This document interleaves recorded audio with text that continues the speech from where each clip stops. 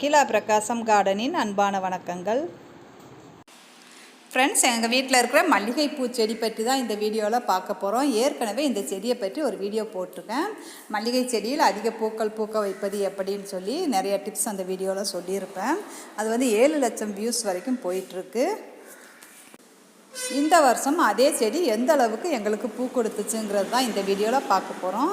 இந்த வீடியோ நான் step by ஸ்டெப்பாக எடுத்து வச்சுருக்கேன். அதாவது ப்ரூனிங் பண்ணதுலேருந்து பூ பூத்து முடிகிற வரைக்கும் ஒவ்வொரு ஸ்டேஜ்லேயும் நான் வீடியோ எடுத்து வச்சு அதை தொகுத்து இந்த வீடியோவாக கொடுத்துருக்கேன். உங்களுக்கு வீடியோவை ஸ்கிப் பண்ணாமல் பாருங்கள். உள்ள சின்ன சின்ன டிப்ஸ் இடையிடையில் சொல்லியிருப்பேன். மல்லிகை செடியில் நிறைய பூக்கணுன்னா முக்கியமான விஷயம் நிறைய கிளைகள் வர வைக்கணும். கிளைகள் வரணுன்னா முக்கியமாக நம்ம ப்ரூனிங் கட்டாயம் பண்ணி விட்டுட்டே இருக்கணும். எவ்வளோக்கு எவ்வளோ ப்ரூனிங் பண்ணுறோமோ அந்தளவுக்கு செடி அதிகமாக பூக்கள் கொடுத்துட்டு இருக்கும். அடுத்ததாக என்னோடய அனுபவத்தில் சொல்கிறேன். ஆட்டு எரு நல்லா யூஸாக இருக்குது.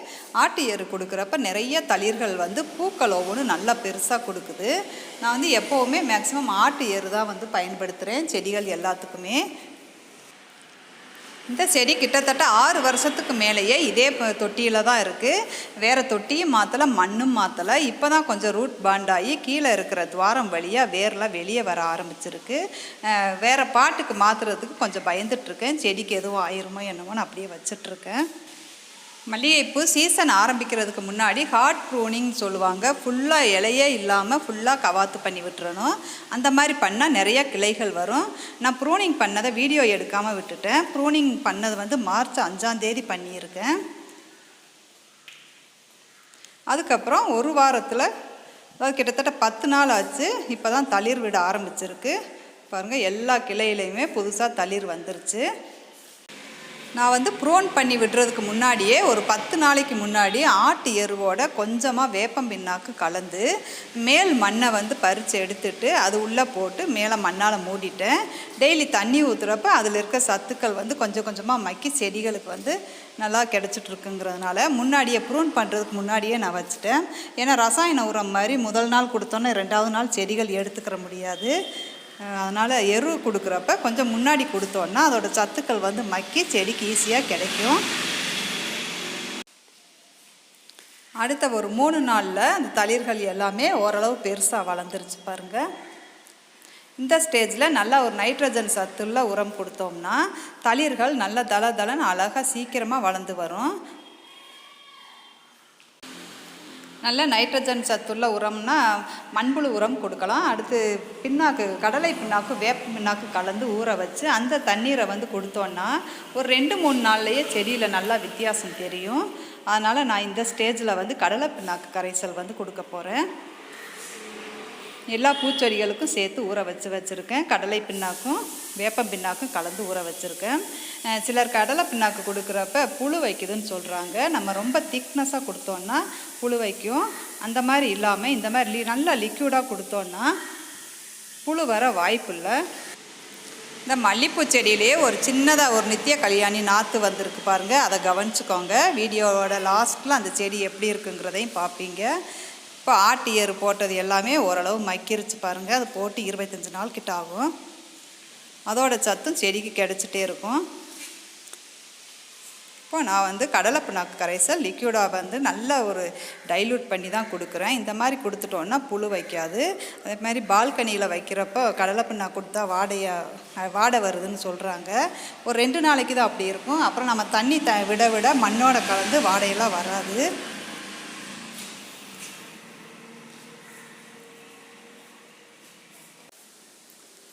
எந்த செடிகளாக இருந்தாலுமே அப்பப்போ இடையில நம்ம கடலை பிண்ணாக்கு கரைசல் ஊற வச்சு கொடுத்தோன்னா அது செடிக்கு ஒரு பூஸ்ட் மாதிரி தான்.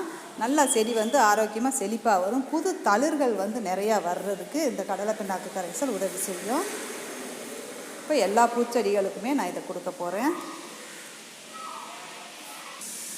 அப்படியே செடியில் வெள்ளை கலரில் ஒரு புழு வரும். அந்த புழு வந்தாலும் ஒன்றும் பிரச்சனை இல்லை. அதுவும் இறந்து செடிக்கு உரமாக மாறிக்கிறோம். அதனால் கவலைப்பட தேவையில்லை. கடலை பிண்ணாக்கு கரைசல் கொடுத்து ஒரு 5 நாள் கழித்து எந்த அளவுக்கு வளர்ந்துருக்குன்னு பாருங்கள். ஒவ்வொரு இலையும் எவ்வளோ பெருசாக ஆரோக்கியமாக நல்ல க்ரீனிஷாக வளர்ந்துருக்கு. ஒவ்வொரு கிளையிலையுமே மொட்டுக்கள் நிறையா இருக்குது பாருங்கள்.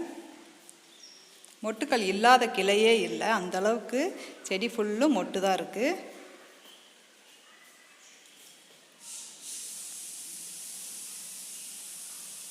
தெரியுதுங்களா? மொட்டு எல்லாத்துலேயுமே நிறைய மொட்டு வச்சுருக்கு இந்த முறை. இந்த மாதிரி அந்த கரெக்டான ஸ்டேஜில் ஏதாவது ஒரு உரம் கொடுத்துட்டோன்னா செடி பிரச்சனை இல்லாமல் கடைசி வரைக்கும் நல்லா பூக்கள் கொடுத்து நல்லா வந்துட்டுருக்கும். அதுக்காக இந்த மாதிரி பூக்கணுங்கிறதுக்காக டெய்லி உரம் கொடுத்தேன், இல்லை ஒரு நாள் விட்டு உரம் கொடுத்தேன் அப்படின்னு கொடுத்துட்ருப்பாங்க. அது மட்டும் இல்லாமல் அந்த உரம் இந்த உரம்னு எதையோ கலந்து கொடுத்துட்ருப்பாங்க. அதெல்லாம் தேவையே இல்லை. நம்ம தொட்டியில் வச்சு வளர்க்குறதுனால வாரம் ஒரு தடவை கட்டாயம் ஏதாவது ஒரு உரம் கொடுத்தா செடிகளுக்கு நல்லது. அவ்வளோதான். அதுக்காக டெய்லியெல்லாம் கொடுத்துட்ருக்க வேண்டிய அவசியம் இல்லை. அடுத்த ஒரு வாரம் ஆகுது. இப்போ மொட்டை எல்லாமே பெருசாயிருச்சு. ஒரு இதில் 9 மொட்டு வரைக்கும் கூட இருக்குது. சின்ன செடி தான், ஒரு தொட்டியில் தான் வச்சு வளர்க்குறோம். எந்த அளவுக்கு மொட்டு விட்டுருக்குன்னு பாருங்கள். இப்போது மொட்டெல்லாம் பறிக்கிற ஸ்டேஜுக்கு வந்துருச்சு. முதல் பூ கூட பூத்துருச்சு. இந்த மொட்டெல்லாம் சாயந்தரம் பறிக்கக்கூடிய மொட்டு. இந்த மாதிரி செடி பூ பூக்க ஆரம்பிக்கிற ஸ்டேஜில் கொஞ்சம் பூக்கள் குறைவாக இருக்கும். அப்புறம் இடைப்பட்ட நேரத்தில், அதாவது ஒரு வாரத்துக்கெல்லாம் நிறைய பூ டெய்லி கிடச்சிட்ருக்கும். முடிய போகிற நேரத்தில் கொஞ்சம் பூக்கள் குறையாக கிடைக்கும். பூ நல்லா பறிக்கிற மாதிரி வந்துருச்சு. நிறையா பூக்கள் மலர்ந்துருக்கு. இந்த மாதிரி அளவாக பூ இருக்கிறப்போ செடியிலேயே பூத்தா நல்லா இருக்குமேன்னு நான் பறிக்காமல் விட்டுருவேன். ஏப்ரல் 4ஆம் தேதி எந்த அளவு பூத்துருக்குன்னு பாருங்கள். எல்லாமே நேற்று சாயந்தரம் பறிக்க வேண்டியது. நான் செடியிலேயே மலரட்டுங்கிறதுக்காக அப்படியே விட்டுட்டேன்.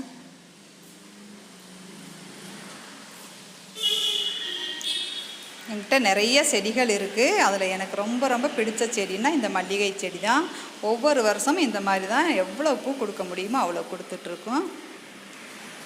இந்த மாதிரி பூத்து முடிஞ்சோன்னா உடனே இந்த காம்பை கிள்ளி விட்டால் புது தளிர் வேகமாக வரும்னு சொல்லுவாங்க. அது எப்போன்னா சீசன் இல்லாத டைமில் நம்ம அந்த மாதிரி செய்யலாம். பூ ரேராக பூக்கிறப்போ பூத்து முடிய நம்ம கட் பண்ணி எடுத்துகிட்டு அந்த இலையெல்லாம் கூட எடுத்துக்கலாம். சீசன் டைமில் அப்படி பண்ண வேண்டியதில் மொத்தமாக ப்ரூன் பண்ணால் தான் நல்லது. இப்போ அந்த மலர்ந்த பூ எல்லாம் பறிக்கிறேன். இன்றைக்கி சாயந்தரம் மொட்டில் பறித்தோன்னாலுமே எனக்கு நிறைய பூ கிடைக்கும். அவ்வளோ மொட்டு பறிக்கிறதுக்கு ரெடியாக இருக்குது.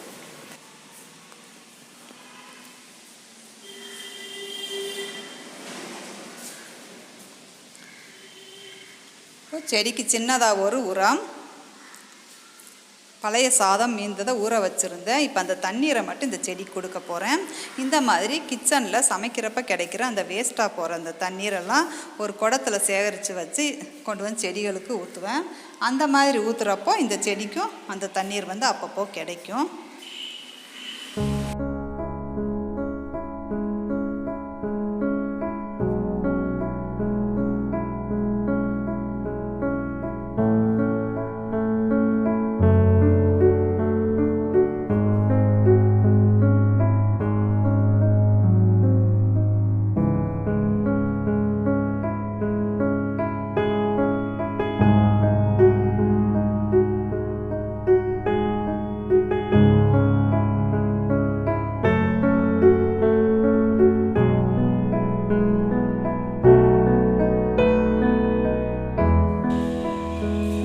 இன்றைக்கி பறித்த பூ ஒரே செடியில் எவ்வளோ பூ கிடச்சிருக்குன்னு பாருங்கள். இந்த மாதிரி ஒரு 10லேருந்து 15 நாள் வரைக்கும் தொடர்ந்து நாம் பூ பறிச்சுட்டே இருக்கலாம். அதுக்கப்புறம் பூ பூத்து முடிஞ்சிடும். மறுபடியும் ஒரு ப்ரூன் பண்ணி விட்டுட்டோன்னா இந்த சீசனில் மறுபடியும் பூக்கும். இப்படி சீசன் டைமில் 2-3 தடவை ப்ரூன் பண்ணி பூக்க வைக்கலாம்.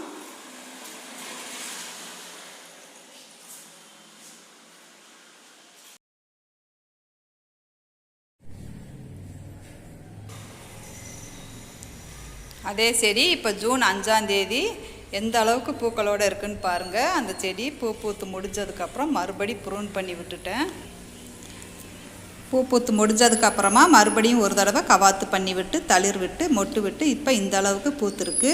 ஒரு தடவை கவாத்து பண்ணோன்னா மறுபடியும் அதில் பூ பறிக்கிறதுக்கு 1 மாதம் ஆகுது. அதிலேருந்து ஒரு 10லேருந்து 15 நாள் நம்ம பூ பறிச்சுட்டே இருக்கலாம். மறுபடியும் ஒரு கவாத்து பண்ணி விட்டோம்னா அடுத்த 1 மாதத்தில் நமக்கு பூ வந்து கிடச்சிரும். இந்த வீடியோவோட ஆரம்பத்தில் குட்டியாக ஒரு நித்திய கல்யாணி செடி இந்த மல்லிகை செடியிலேயே பார்த்துருப்பீங்க. அது இப்போ எந்த அளவுக்கு வளர்ந்துருக்குன்னு பாருங்கள். அதுவும் எவ்வளோ பூ கொடுத்துட்ருக்குன்னு பாருங்கள்.